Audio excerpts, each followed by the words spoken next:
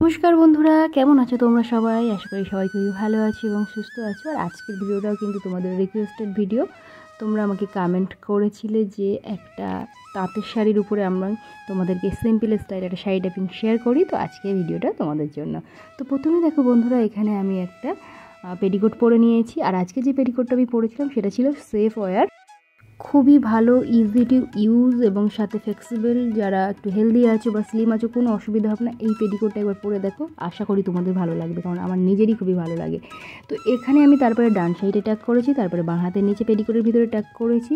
এখানে তোমরা অবশ্যই খেয়াল রাখবে, তাঁতের শাড়ির ক্ষেত্রে বুড়ো আঙুল দিয়ে সামনের দিক দিয়ে সমস্ত শাড়িটা চারিদিকে ছড়িয়ে দেবে, তাহলে আমাদের পেটটা কিন্তু একদম স্লিম দেখাবে, বেশি উঁচু উঁচু বা ফোলা ফোলা দেখাবে না। তারপরে খুব টাইটভাবে টেনে একদম সামনের দিকে নিয়ে আসবে।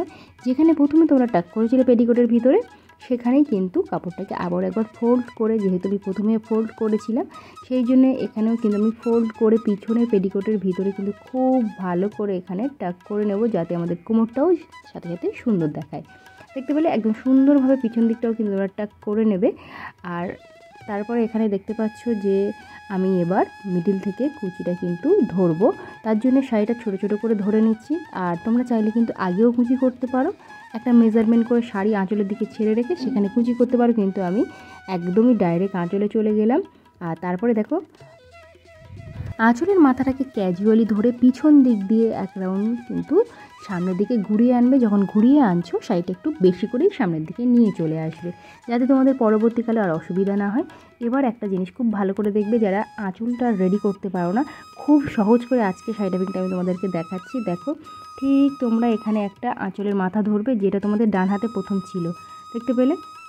এখানে ছোট্ট ছোট্ট করে ভাঁজ ধরে নেবে, সোজা থেকে উল্টো, দেখতে পাচ্ছ, একটা সোজা একটা উল্টো, এভাবে জিগজ্যাগভাবে কিন্তু তোমরা ছোট ছোটোভাবে এখানে আঁচলের মাথাটাকে কিন্তু রেডি করে নিতে পারবে।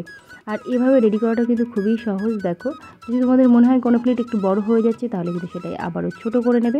এভাবে আঁচলটা রেডি করতে করতে একদম লাস্ট যে প্লেটটা নেবে সেটা কিন্তু একটু তোমাদের বড় নিতে হবে, তার কারণ আমাদের যেন নিচের প্লিটটা উপরের প্লিট থেকে বাইরের দিকে না বার হয়ে আসে, সেটা যেন আমাদের খেয়াল রাখতে হয়।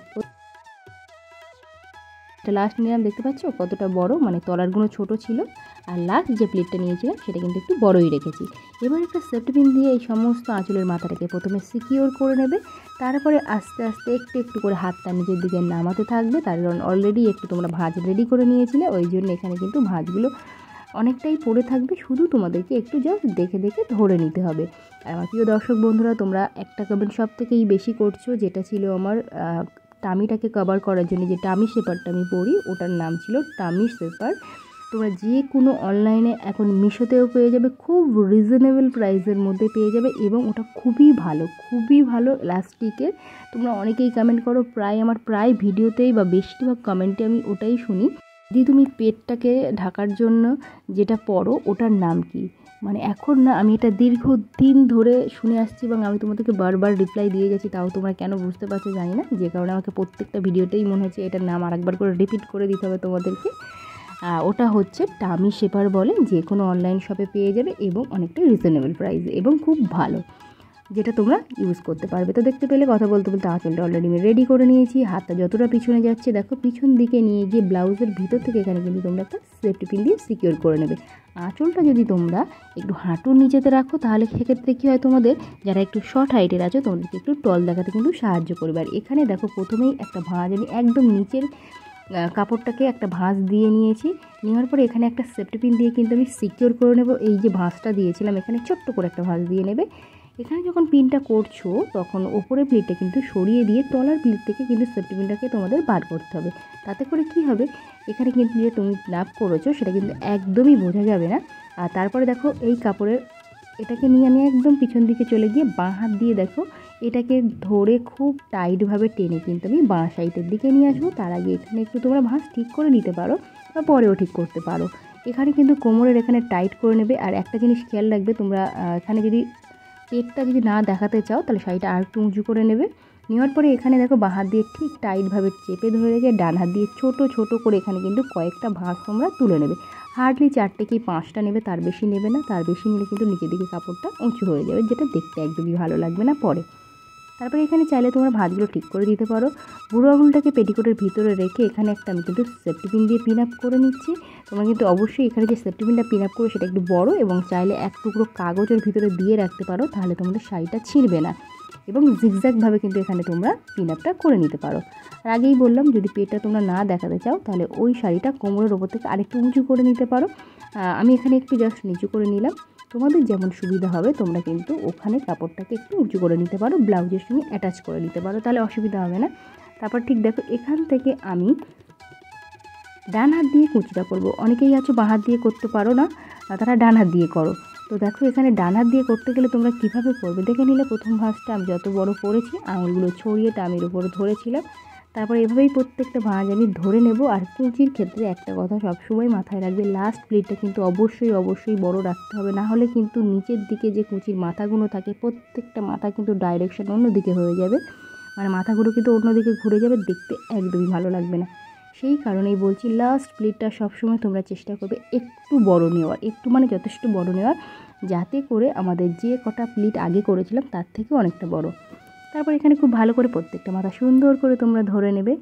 আর ধরে নেওয়ার পরে অবশ্যই চাইলে একটা এখানে কিন্তু আগেই সেফটি পিন দিয়ে পিন আপ করে নিয়ে তারপরে নিজের দিকে রেডি করতে পারো, যদি তোমাদের মনে হয় যে আমরা এখানে ঠিকঠাকভাবে ধরতে পারছি না। তারপরে দেখো, খুব ভালো করে এখানে হাত দিয়ে চেপে নেবে। তাঁতের শাড়ির ক্ষেত্রে কিন্তু সব সময় একটা জিনিস করবে, তোমরা যতটুকু রেডি করছো হাত দিয়ে চেপে নেবে, তাহলে ফোলা ভাবটা একদমই চলে যাবে।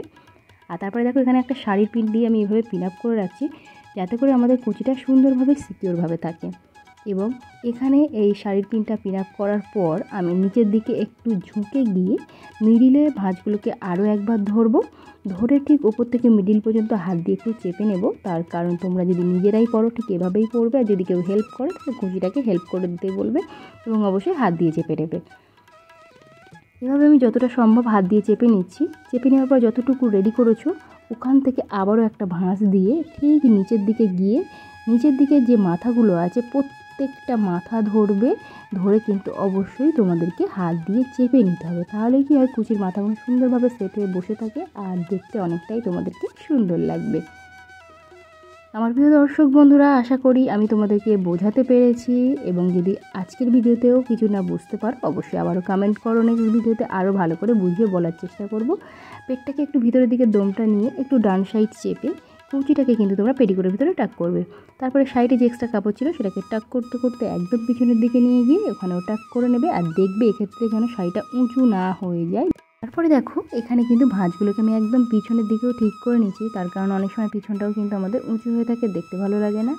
তো আশা করি আজকে যদি তোমাদের কোনো জায়গায় কোনো অসুবিধা হয় ঝটপট কমেন্ট বক্সে কমেন্ট করো। আর যদি ভিডিওটা ভালো লেগে থাকে তাহলে অবশ্যই চ্যানেলটিকে সাবস্ক্রাইব করো, এবং পাশে থাকা একটি ছোট্ট বেল বাটন আছে ওটাকেও হিট করবে, সাথে করে অল বাটনটা একবার অন করে দেবে, তাহলে যখনই আমি এরকম সুন্দর সুন্দর ভিডিও আমার চ্যানেলে আপলোড দেবো সবার প্রথমে তোমাদের যে পৌঁছে যাবে। তো আজকের মতো টাটা, দেখা হচ্ছে নতুন ভিডিওতে, তত সময় ভালো থেকে সুস্থ থেকো, বাই।